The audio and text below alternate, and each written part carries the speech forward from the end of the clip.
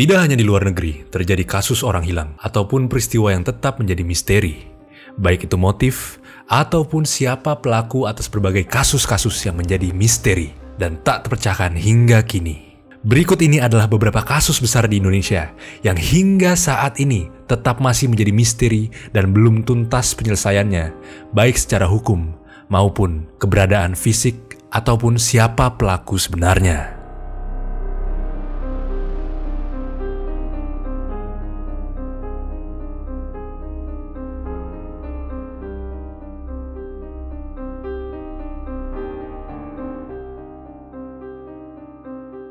Satu,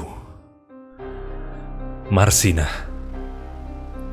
Marsina adalah seorang buruh perempuan yang lahir pada 10 April 1969 dan pernah bekerja di PT Catur Putra Surya atau CPS, pabrik yang bergerak dalam pembuatan jam di Porong, Sidoarjo, Jawa Timur.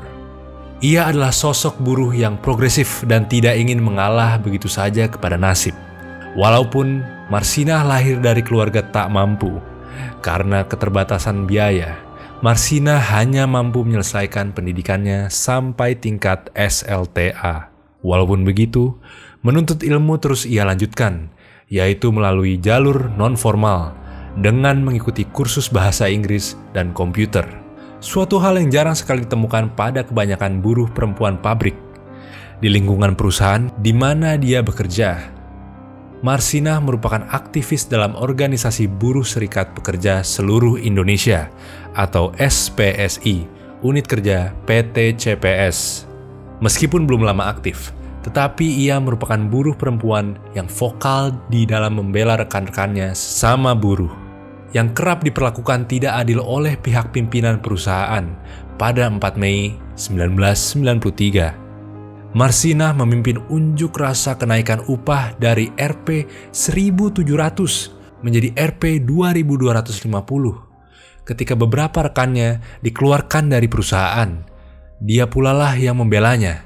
Perjuangan Marsina mengalami puncaknya pada tanggal 5 Mei 1993, yaitu ketika suatu malam dia diculik dan disiksa oleh 5 orang algojo PT CPS. Baru pada 9 Mei, mayatnya ditemukan secara mengenaskan di sebuah gubuk di daerah Nganjuk, sekitar 200 km dari tempatnya bekerja. Kematian Marsina yang tidak wajar itu mendapat reaksi keras dari para aktivis dan masyarakat luas. Mereka menuntut pihak aparat keamanan untuk menyelidiki dan mengadili para pelakunya. Kematian Marsina berbuntut panjang. Aparat membentuk tim terpadu yang kemudian menciduk 8 orang petinggi PT CPS. Penangkapan ini dinilai menyalahi prosedur hukum. Mereka disiksa untuk mengaku telah membuat skenario pembunuhan Marsina.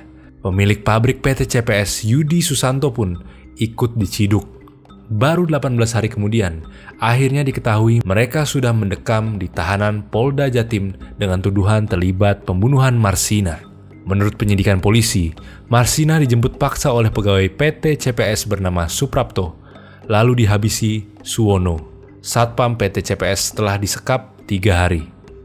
Di pengadilan, Yudi Susanto divonis 17 tahun penjara, sedangkan sejumlah stafnya yang lain dihukum berkisar 4 hingga 12 tahun. Namun, mereka naik banding ke pengadilan tinggi dan Yudi Susanto dinyatakan bebas. Dalam proses selanjutnya, Mahkamah Agung Republik Indonesia membebaskan para terdakwa dari segala dakwaan. Bebas murni. Putusan Mahkamah Agung RI menimbulkan ketidakpuasan sejumlah pihak. Muncul tuduhan bahwa penyelidikan kasus ini adalah direkayasa. Pengacara Yudi Susanto mengungkap adanya rekayasa aparat Kodim untuk mencari kambing hitam pembunuh Marsina. Setelah 23 tahun, sulit sekali mengungkap kasus ini. Saat mendatangi Kodim Sidoarjo, tak ada lagi yang mau bicara. Sementara itu, Kontras atau Komisi Orang Hilang dan Tindak Kekerasan tak henti-hentinya meminta Komnas HAM membuka ulang kasus ini. Presiden Gus Dur dan Megawati sudah meminta kasus Marsina diungkap total. Namun hingga hari ini, Kontras menyebut kematian Marsina masih menjadi teka-teki. 2. Wartawan Udin. Fuad Muhammad Syarifuddin atau yang akrab dipanggil Udin meninggal 3 hari setelah seorang pria memukul kepalanya. Tanggal 16 Agustus sore hari. Pada saat seperti itulah pintu rumah Udin diketuk oleh orang misterius yang tak diketahui hingga saat ini. Udin yang sedang terlelap terbangun dengan kaget dan membuka pintu serta menjamu mereka di ruang tamu. Istrinya yang ikut terbangun membuatkan teh bagi tamunya. Namun, hanya sekejap mereka berbincang. Tamu Udin tersebut langsung memukul kepala Udin hingga jatuh tersungkur. Istrinya, Marsiem, yang sedang berada di dapur, tidak mengetahui ada kejadian itu. Dia hanya tahu suaminya sudah tergeletak di ruang tamu dengan bagian kepala dan bagian telinga mengeluarkan darah. Keluarga dan tetangga Udin langsung membawa Udin ke rumah sakit. Namun, mengingat kondisi Udin yang cukup parah, Udin dirujuk ke rumah sakit Bethesda, Yogyakarta. Sempat dirawat beberapa hari di rumah sakit dalam kondisi koma. Udin akhirnya meninggal dunia. Udin diketahui dibunuh karena tulisan artikel yang ia buat, yang mengkritik keras adanya dugaan transaksi jabatan seorang petinggi militer dengan seorang anggota keluarga pengusaha Orde Baru. Polisi pernah menangkap seorang pria bernama Iwik dan menyeretnya ke pengadilan. Namun, upaya itu ternyata sebuah rekayasa untuk menutup nama pelaku sebenarnya. Perwira polisi yang menangani kasus ini juga pernah dilaporkan karena menghilangkan barang bukti kasus Udin. Meski disidangkan, belum pernah terdengar ada upaya eksekusi atau hukuman yang dijatuhkan peradilan militer. Hingga saat ini, kasus Udin masih diproses di kantor Ombudsman Pusat dan masih terus mengambang tanpa adanya kejelasan. 3. Hilangnya 13 aktivis 1998. 22 tahun yang lalu, tepatnya pada Februari-April 1998, puluhan aktivis mahasiswa hilang satu persatu. Sebagian dari mereka kembali, sebagian yang lain tidak ditemukan hingga hari ini. Peristiwa hilangnya aktivis mahasiswa yang kemudian disebut sebagai insiden penghilangan dan penculikan paksa tersebut terjadi pada masa pemilihan Presiden Republik Indonesia periode 1998 hingga 2003. Wiji Tukul adalah salah satu aktivis yang hingga kini masih belum diketahui keberadaannya. Aktivis yang juga penyair itu hilang di awal 1998 menjelang jatuhnya rezim Orde Baru. Menjelang jatuhnya Presiden Soeharto pada Mei 1998, penculikan aktivis pro-demokrasi dilakukan aparat militer, yakni tim Mawar dari Komando Pasukan Khusus. Meski pada 1998, Majelis Hakim Mahkamah Militer Tinggi telah menjatuhkan vonis penjara 12 sampai 22 bulan terhadap 11 anggota tim Mawar. Inisiatornya hingga kini belum terungkap, dan informasi keberadaan Wiji Tukul beserta para aktivis 1998 sampai sekarang masih senyap. 4. Tragedi Trisakti. Tragedi Trisakti adalah peristiwa penembakan pada tanggal 12 Mei 1998 terhadap mahasiswa pada saat demonstrasi menuntut Presiden Soeharto turun dari jabatannya. Kejadian ini menewaskan 4 mahasiswa Universitas Trisakti di Jakarta, serta 10 lainnya terluka. Ekonomi Indonesia mulai goyah pada awal 1998 yang terpengaruh oleh krisis finansial Asia sepanjang 1997 hingga 1998. Mahasiswa pun melakukan aksi demonstrasi di Gedung Nusantara, termasuk mahasiswa Trisakti. Mereka melakukan aksi damai dari kampus Trisakti menuju Gedung Nusantara pada pukul 12.30. Namun aksi mereka dihambat oleh blokade dari Polri dan kemudian militer datang. Beberapa mahasiswa mencoba bernegosiasi dengan pihak Polri. Akhirnya pada pukul 17.15, para mahasiswa bergerak mundur, diikuti bergerak majunya aparat keamanan. Aparat keamanan pun mulai menembakkan peluru ke arah mahasiswa. Para mahasiswa panik dan bercerai-berai, sebagian besar berlindung di Trisakti. Namun aparat keamanan terus melakukan penembakan, korban pun berjatuhan, dan dilarikan ke Rumah Sakit Sumber Waras. Satuan pengamanan yang berada di lokasi pada saat itu adalah Brimob, Batalion Kavaleri 9, Batalion Infanteri 203, Artileri Pertahanan Udara Kostrat, Batalion Infanteri 202, pasukan anti huru-hara, serta pasukan bermotor.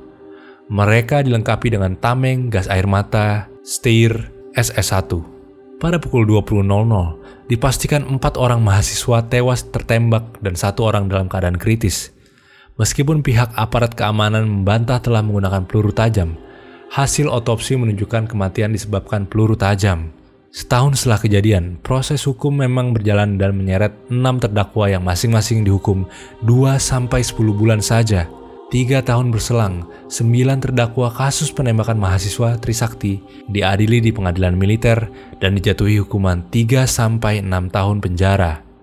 Namun mengutip pernyataan Komnas HAM yang masih diingat sampai kini, para terdakwa yang diadili di pengadilan militer adalah pelaku lapangan, sementara pelaku utamanya belum diadili. 5. Priska Inggriani Wiratna. Priska Inggriani Wiratna adalah alumni Universitas Indonesia angkatan 2007. Setelah lulus, ia bekerja di PT Tiga Lentera Adia sebagai sekretaris dari Adi Raja, pemilik dari Raja Corp, perusahaan yang bergerak dalam sektor energi.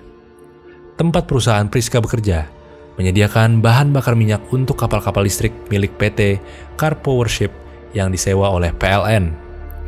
Pada bulan Maret tahun 2015, PLN mengadakan tender untuk menyediakan kapal pembangkit listrik. Perusahaan Karadinis Holding berhasil memenangkan tender tersebut, di mana perusahaan itu berada di bawah naungan PT Car Powership Indonesia yang juga masih dimiliki oleh Adi Raja sebagai pemegang saham. Priska berangkat ke Turki bersama Adi Raja atasannya untuk mendatangi markas Karadinis Holding. Namun, tanpa ada kabar apapun, Priska ditemukan tewas di kamar apartemennya di Nev 11 Kagitane, Istanbul, pada 11 Agustus 2015. Unggahan terakhir di sosial media berisi, "Say our farewell tonight, cause we can't miss life and leave a kiss, so I won't feel alone tonight. Take all my love with you and say you love me too." Menurut teman-temannya, kalimat itu seperti berisi kalimat perpisahan dari Priska. Apakah dia memang sudah mengetahui kalau nyawanya sedang terancam? Priska diduga mengetahui perjalanan kerjasama tender kapal listrik antara PT Car Powership dan PLN, dan hingga saat ini kasusnya tidak pernah ada yang membahas dan terkubur bersamanya. Itulah 5 kasus di Indonesia yang belum terpecahkan hingga saat ini. Jika kalian mendapatkan pengetahuan baru dari video ini, jangan lupa like, komen, dan subscribe. Dan jika kalian ingin mengikuti konten misteri secara daily, kalian bisa follow Instagram kami di @gpmisteri. Dan seperti biasa, salam mencekam dan misteri.